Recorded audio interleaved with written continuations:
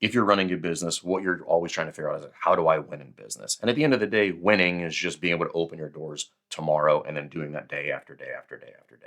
So when we're talking about what game are we playing, AKA developing great coaches that then allow me to retain great clients, I want to talk to you guys about something that we made several years ago, and this is the 50-50 model. So when we think about the 50-50 model, just think of it as a pie.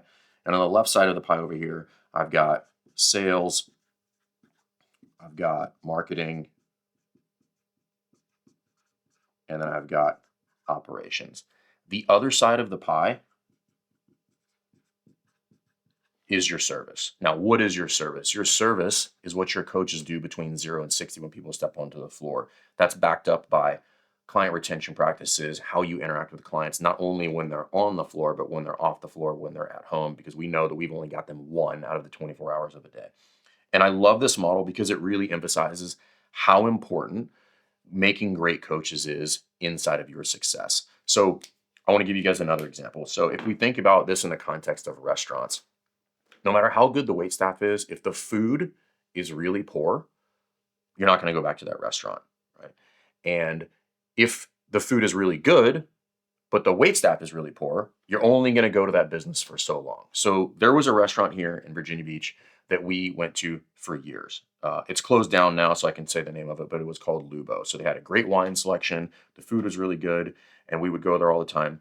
And like clockwork, every single time, the service would be terrible, meaning the food would not get there on time, the orders would be wrong, but we dealt with it over and over and over because the wine list was great and the food was really good, even if it was the wrong food. And then finally, we had just had enough. Like, we had enough of being there for 4 hours when we wanted to be there for 2, or having to get the orders wrong. And eventually we just stopped going there.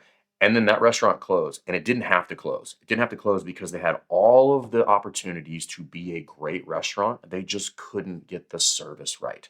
And I think about that in context of a gym. If you cannot get the service right, it doesn't matter how good your sales processes are. It doesn't matter how good your marketing is.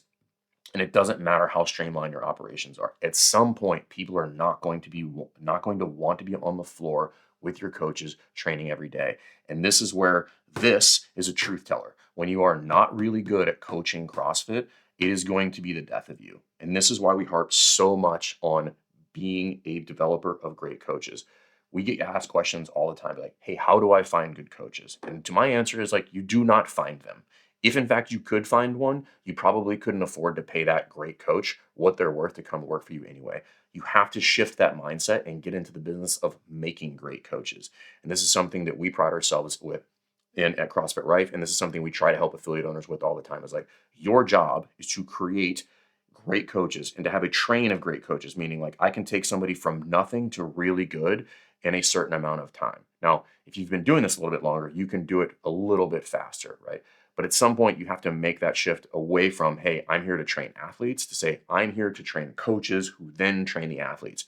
And what this does, it gets you out of a victim mentality with regard to not being able to find great coaches, and puts you in the driver's seat and say, that's my responsibility to make great coaches so that they can serve the clients, they get the results that they want to, and therefore we can have the impact that we were driving for.